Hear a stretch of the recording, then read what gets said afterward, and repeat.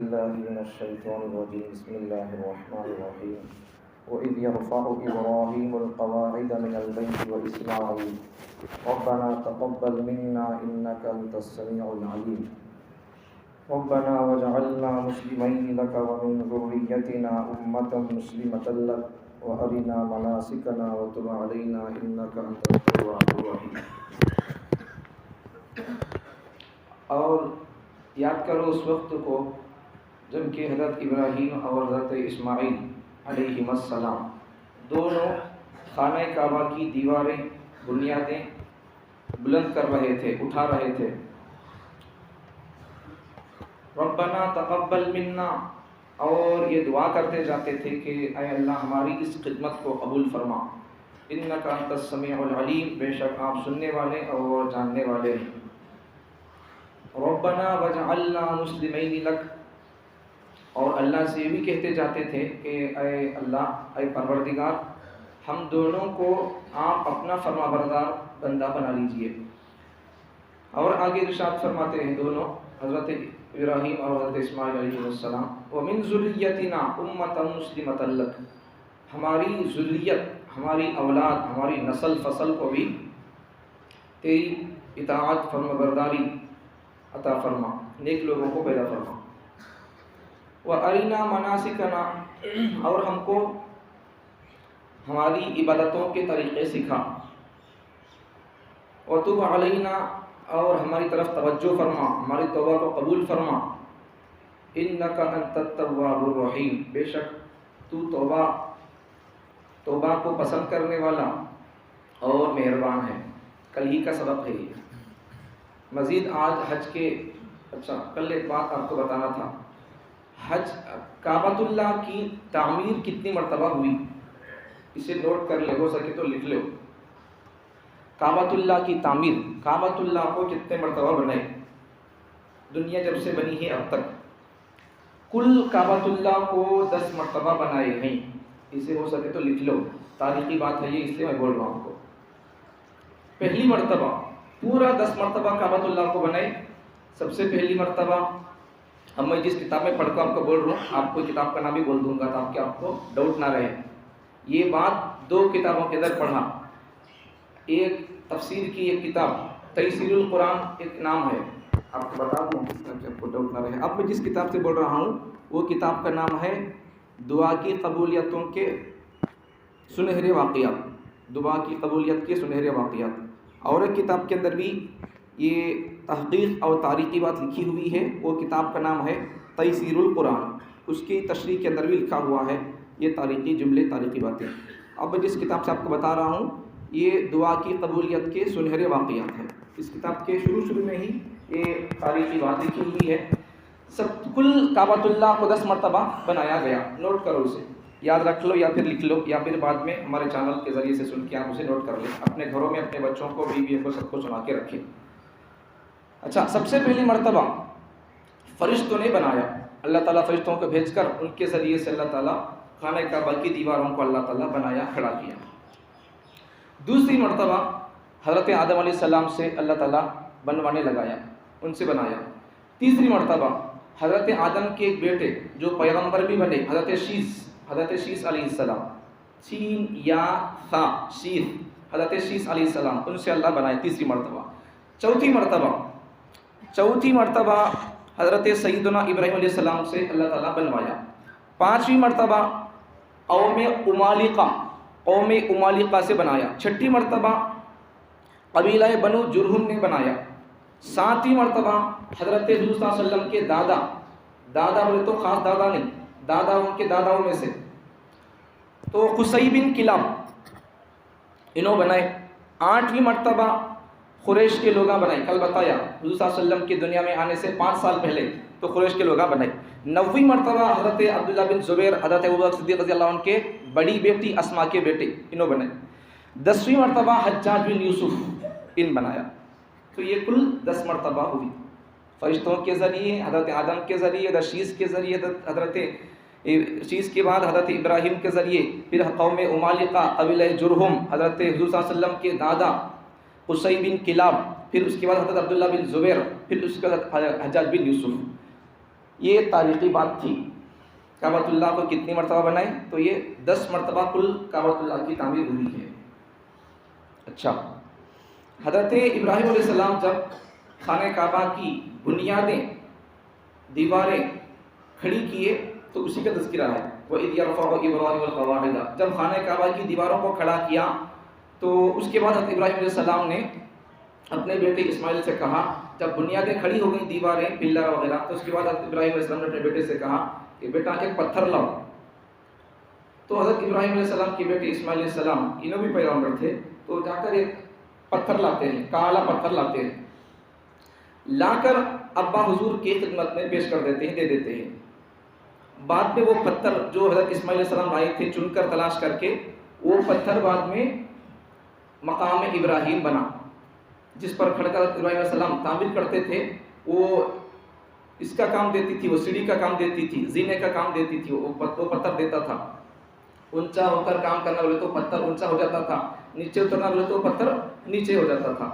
بعد میں چل کر وہی پتھر کیا ہوا؟ مقام ابراہیم بنا. مقام ابراہیم کا مقام کیا ہے؟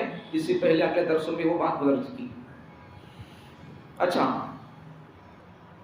حضرت عبداللہ بن زبیر رضی اللہ عنہ خانہ کعبہ کی تعمیر کیے. حضرت بن یوسف، حضرت قریش تعمیر کیسا کرے تھے، ان کا انداز کیا تھا، کل بتایا. حضرت ابراہیم علیہ السلام کی تعمیر کا انداز کیا تھا کہ حتیم کو کعبے کے اندر داخل کر دیے. حتیم کسے بولے کل بتایا.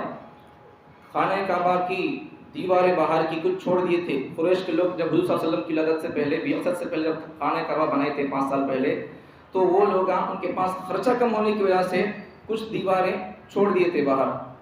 ان کو چھت بھی نہیں تھا، میزاب رحمت کا پانی اس کے اندر پڑ کر نیچے ٹپکتا تھا، تو اسے حتیم بولتے. اور کچھ اونچا بھی تھا، وہ بالکل زمین سے لگ کر نہیں تھا. حضرت ابراہیم علیہ السلام جو بنائے تھے تو اس کا انداز کیا تھا کہ وہ بالکل حتیم کو بھی خانہ کعبے کے اندر شامل کر دیے تھے. اب قریش جب بنائے تو قریش کا انداز کیا تھا؟ حتیم کو باہر چھوڑ دیے. حضرت عبداللہ بن زبیر رضی اللہ عنہ جب بنائے تو کیسا بنائے؟ یہ بالکل حضرت ابراہیم علیہ السلام جیسے بنائے تھے، حتیم کو کعبے کے اندر شامل کر دیے، تو ویسا بنائے حضرت عبداللہ بن زبیر رضی اللہ عنہ. پھر بعد میں جب حجاج بن یوسف بنایا تو ان کیسا بنایا؟ جیسا قریش بنائے تھے، حتیم کو باہر چھوڑ دیے، تو قریش کے انداز پر حجاج بن یوسف تعمیر کیا کعبے. اچھا، حضور صلی اللہ علیہ وسلم کل بھی حدیث سنائی حضرت عبداللہ بن عباس رضی اللہ عنہ کے حوالے سے. حضرت عبداللہ بن عباس رضی اللہ عنہ کی حدیث ہے، حضرت ابراہیم علیہ السلام نے اپنے بیٹے سے فرمایا کہ بیٹا اللہ نے مجھے ایک حکم دیا ہے. حضرت اسماعیل نے کہا علیہ السلام کہ ابا جی کیا حکم ہے اللہ کا، آپ اسے پورا کر دیجئے. تو حضرت ابراہیم علیہ السلام نے کہا کہ بیٹا مجھے اللہ نے حکم دیا کہ میں خانہ کعبہ کی تعمیر کروں. تو پھر بعد میں حضرت ابراہیم علیہ السلام نے بیٹے سے کہا بیٹا تو بھی مجھے ساتھ دینا، مدد کرنا میری. تو اس کے بعد حضرت اسماعیل علیہ السلام بھی ساتھ تھے، ساتھ کام کرتے تھے. اور حضرت ابراہیم علیہ السلام کو بتایا گیا تھا خانہ کعبہ کہاں ہے. بعد میں حضرت ابراہیم علیہ السلام اپنے بیٹے سے اشارہ کر کے ارشاد فرماتے ہیں کہ بیٹا دیکھو وہاں وہ ٹیلا ہے، نہیں ٹیلا، وہاں ہمیں تعمیر کرنا ہے خانہ کعبہ کی. بعد میں وہ تعمیر کر دیتے ہیں. اچھا، مناسک کی حج. حضرت ابراہیم علیہ السلام کو کل بتایا، آج حج کے مناسک کے بارے میں بتاؤں گا. تو حج کے مناسک جیسا کہ حضرت ابراہیم علیہ السلام اللہ سے دعا کی، وَأَرِنَا مَنَاسِكَنَا، اے ہمارے پروردگار ہم کو ہماری عبادتوں کے طریقے سکھا دے. تو عبادتوں کے طریقے سے مراد یہاں حج کے احکام مراد ہیں. تو حج کے احکام ہم کو سکھا دے، اللہ سے دعا کرتے ہیں حضرت ابراہیم علیہ السلام. تو اللہ تعالیٰ نے کیا کیا؟ حضرت جبرائیل علیہ السلام کو اللہ نے بھیجا. بھیجنے کی جب کعبے کی تعمیر مکمل ہو گئی تو مکمل ہونے کے بعد اللہ تعالیٰ سے دعا کی حضرت ابراہیم علیہ السلام ہم کو احکام سکھا دیے حج کے. تو پھر اللہ تعالیٰ نے حضرت جبرائیل علیہ السلام کو بھیج دیا.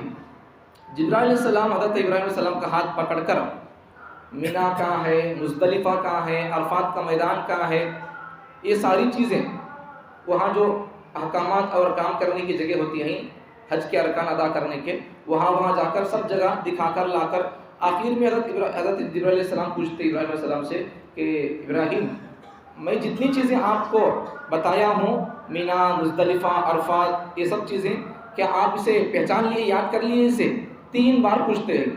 تو بعد میں ابراہیم علیہ السلام عرض فرماتے ہیں کہ ہاں میں ان کو پہچان لیا، یاد کر لیا. بعد میں پھر اسی طرح جیسا جبرائیل علیہ السلام بتائے تھے کہاں کیا کیا کرنا، تو وہاں ویسا ہی حضرت ابراہیم علیہ السلام کرتے ہیں. بعد میں حضرت ابراہیم علیہ السلام حج کا اعلان بھی کرتے ہیں، جو آیت حج کی آیت کے اعلان کی آج نماز کے اندر پڑھی گئی، وَأَذِّن فِي النَّاسِ بِالْحَجِّ۔ ابراہیم علیہ السلام کو حکم ہوا کہ تم اب کیا کرو، حج کا اعلان کر دو لوگوں میں۔ تو جب حضرت ابراہیم علیہ السلام حج کا اعلان کر دیے تو اس کے بعد جو لوگ حج کرنے جاتے تھے تو وہ لوگ اپنے حج کے ارکان کے اندر توحید کا مظاہرہ کرتے تھے۔ بعد میں حضرت ابراہیم علیہ السلام کی اولاد میں، اسماعیل علیہ السلام کی اولاد میں مشرک لوگ ابھی پیدا ہوئے، جیسا کہ پیچھے گزرا۔ اللہ تعالیٰ سے حضرت ابراہیم علیہ السلام دعا کیے کہ اللہ نے فرمایا کہ میں تم کو لوگوں کا امام بناؤں گا، تو پھر حضرت ابراہیم علیہ السلام نے کیا کہا، اللہ میری اولاد میں سے بھی تو امام بنا دے۔ تو اللہ نے کیا ارشاد فرمایا، میں ظالم لوگوں کو امام نہیں بناتا۔ تو معلوم کیا ہوا کہ حضرت ابراہیم علیہ السلام کی اولاد میں کچھ لوگ مومن پیدا ہوئے اور کچھ لوگ مشرک بھی پیدا ہوئے۔ تو بالکل حضرت ابراہیم علیہ السلام کی اولاد میں نہیں، ڈائریکٹ حضرت ابراہیم علیہ السلام کی اولاد میں تو نبیات پیدا ہوئے، سو ان کی نسل میں، آئندہ کی نسل میں حضرت اسماعیل علیہ السلام کی اولاد میں مومن لوگ بھی پیدا ہوئے اور مشرک لوگ بھی پیدا ہوئے۔ تو جب مومن لوگ طواف کرتے کعبہ کا تو ان کے طواف سے توحید کا مظاہرہ ہوتا تھا، جب مشرک لوگ طواف کرتے تو اس سے شرک کی بو محسوس ہوتی تھی، شرک کے کام کرتے تھے کعبے کے طواف میں وغیرہ۔ اور حضرت جب مشرک لوگوں کے ہاتھ میں جب آیا خانہ کعبہ کا ذمہ داری اور اہتمام، متولیت ذمہ داری ان کے ہاتھ میں آئی تو کعبے کچھ کیا کرتا لینو، بت قدا کر دیے، اسے بت خانہ بنا دیے، بدل دیے اسے۔ تو حضرت ابراہیم علیہ السلام کے اولاد میں سے کچھ لوگ مومن پیدا ہوئے اور کچھ لوگ مشرک بھی پیدا ہوئے۔ جو لوگ مومن تھے وہ لوگ توحید کے مظاہرے کے ساتھ طواف کرتے تھے، جو لوگ مشرک ہوتے تھے وہ اپنے شرک کا اظہار کرتے تھے۔ تو سن 9 ہجری میں پیغمبر صلی اللہ علیہ وسلم نے، وہ لوگ جو مشرک لوگ تھے نہیں تو ان لوگ طواف کیسا کرتے تھے، ننگے ہو کر طواف کرتے تھے، ننگے ہو کر۔ جب حضور صلی اللہ علیہ وسلم سن 9 ہجری میں حضور صلی اللہ علیہ وسلم نے حج کیا، حضور صلی اللہ علیہ وسلم کا آخری حج تھا، حجۃ الوداع کے نام سے مشہور ہے۔ تو وہ حج میں پیغمبر صلی اللہ علیہ وسلم اعلان کر دیے، اب مکہ فتح ہو گیا، مکہ فتح ہونے کے بعد اب اعلان کر دیے اب مکے کے اوپر کسی کافر کا، مشرک کا تسلط نہیں تھا۔ اب پیغمبر صلی اللہ علیہ وسلم نے اعلان کر دیا کہ آج کے بعد کوئی کافر اور کوئی مشرک کعبے کا طواف نہیں کرے گا، اور اس سال کے بعد آئندہ سال سے کوئی مشرک حج بھی نہیں کرے گا۔ یہ قرآن مجید کے آیات کا 10ویں پارے آدھے پارے کے 10ویں صفحے کا میں ترجمہ کر رہا ہوں کہ تم اس سال کے بعد آئندہ سال تم حج نہیں کرنا۔ پیغمبر صلی اللہ علیہ وسلم کے ذریعے سے اللہ نے یہ اعلان کرایا ہے، اور اس کے بعد مشرکوں کے لیے حج کرنے کی اجازت نہیں تھی۔ یہاں دیکھو 10ویں پارے میں، یا ایھا الذین آمنوا انما المشرکون نجس فلا یقربوا المسجد الحرام بعد عامہم ھذا۔ تمہیں اس سال کے بعد اے مشرک لوگوں تمہیں حج نہیں کرنا، بعد عامہم ھذا، اس سال کے بعد تمہیں حج کو نہیں آنا۔ ننگے طواف کرتے تھے ان لوگ مشرکہ، تو اس لیے پیغمبر صلی اللہ علیہ وسلم کو اللہ نے حکم دیا کہ تم ان کو آنے دے، ان کو بس ہٹا ڈالو ان کو یہاں سے۔ تو بس پیغمبر صلی اللہ علیہ وسلم کے اس اعلان کے بعد اب وہ مشرکوں کی ذمے میں ہاتھ میں نہیں آیا، اور ان کے لیے وہ لوگ حج کرنے کی ان کو اجازت نہیں تھی۔ اب حج کے عنوان پر اور حج کے کیمپس وغیرہ میں عام طور پر لوگ جو حج کرنے جاتے ہیں تو ان کو حج کے احکام بالکل معلوم نہیں رہتے، ان کو نابلد رہتے، اس سے ناواقف رہتے ہیں، ایسے ہی چلے جاتے ہیں، سیکھتے نہیں کون سا بھی کام۔ دنیا کے جتنے کام ہوتے ہیں وہ سارے کام سیکھ کر کرنا چاہتے، دین کے جتنے کام ہوتے ہیں، عبادتوں کے جتنے کام ہوتے ہیں، ان کاموں کو کوئی مسلمان بھی سیکھنا نہیں چاہتا۔ اب ایسے چلے جا کر کیا کرنا شروع کر دیتے۔ اب ان کو کوئی ٹوکتا ہے عالم دین کہ بھائی تمہیں ایسا نہیں کرنا، ایسا کرنے سے دم واجب ہوتا، جانور ذبح کرنا پڑتا، ایسا نہیں کرنا، دیکھو بول کر بولے تو خوشبو نہیں استعمال کرنا، یہ نہیں کرنا، وہ نہیں کرنا، ایسی باتیں بولنے پر کیا پڑتی، ان کو ہضم نہیں ہوتا، نہیں مانتے ان کی بات کو۔ حج کا عنوان، حج کیمپ یہ معمولی چیز نہیں ہے، بہت بڑا لمبا چوڑا عنوان یہ۔ جو لوگ بڑے بڑے علماء حضرات حج کیمپ کراتے ہیں ان کو پوچھو، 5 گھنٹے بیان کرتے حج کی تربیت پر، تربیت کیمپ پر، حج تربیت کیمپ پر 5 گھنٹے بیان کر کے بھی پھر بھی کیا بول کر اترتے اسٹیج سے، یہ عنوان کو میں مکمل نہیں کر سکا۔ سمجھ میں آ رہی بات؟ ہمارے حضرت کی زبان سے میں خود سنائیے، 2 گھنٹے بیان سنائے. حج کیمپ کے اندر گیا تھا ہمارے حضرت پی ایم محمد مزمل صاحب کے جون کے اندر حج کیمپ تھا، کرنول کے اندر آئے تھے، 2 گھنٹے بیان کیے، حج کیمپ کا پورا طریقہ وغیرہ بتائی. پھر بھی شارٹ کر کے آخر میں احرام کیسا باندھنا وہی بتا کر اسے یہ کر دیا، ختم کر دیا بیان کو. ہمارے چینل کے اندر وہ بیانی ویڈیو موجود ہے، آپ دیکھ سکتے ہیں کیسا احرام بننا، کیسا طواف کرنا، یہ سب چیزیں اس کے اندر موجود ہیں، آپ کو مل سکتے ہیں، دیکھ سکتے ہیں آپ. تو حضرت کا کہنا اس بیان کے اندر کہ اللہ کے فضل سے کہ 5 گھنٹے حج کیمپ پر بیان کر کے بھی عنوان کو مکمل نہ کر کے شرمندہ ہو کر میں آخر اسٹیج سے اتر گیا. تو اتنا بڑا عنوان ہے، اس کے اندر سیکھنے کی، سننے کی، سمجھنے کی، کرنے کی چیزیں، احکام ہوتے ہیں اس کے اندر. تو پھر کیسا سمجھنا، کیسا سیکھنا اسے. اس لیے حج کیمپ کے موقع پر بار بار یہاں ایک مرتبہ، وہاں ایک مرتبہ، وہاں ایک مرتبہ کیمپ کرتے رہتے ہیں، سننا، سمجھنا، یاد رکھنا بول کر. تو اس لیے دین کا کام کرنے سے پہلے، دین کا کوئی سا بھی حکم پر عمل کرنے سے پہلے، عبادت کرنے سے پہلے اس عبادت کو سیکھ کر کرنا چاہیے. سیکھ کر کریں گے تو پھر کیا ہوگا، وہ کام کیسا کرنا، کیسا بھاگنا، کون سا کیا کام کہاں جا کو کرنا، کون سی تاریخ کو کہاں رہنا، رات میں کہاں رہنا، کتنے نمازاں کہاں پڑھنا، یہ سب چیزیں معلوم ہوتی. سیکھ کے نہیں ملے تو پھر کیا ہو جاتا، کیسا کہ کرنے کو آ جاتی، وہاں وہ حکم، وہ ارکان اور وہ کرنے کے کام وہاں ادا نہیں ہوتے، پھر کیا ہو جاتا، حج ادا نہیں ہوتا، پھر دوبارہ جا کو کرنا پڑتا.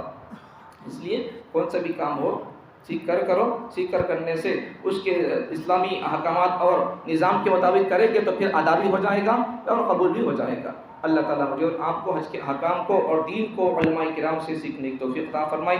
نبی کے وارثوں سے ایمان کے عقائد کو، شریعت کو، سنت کو، قرآن کو سمجھنے کی توفیق عطا فرمائے.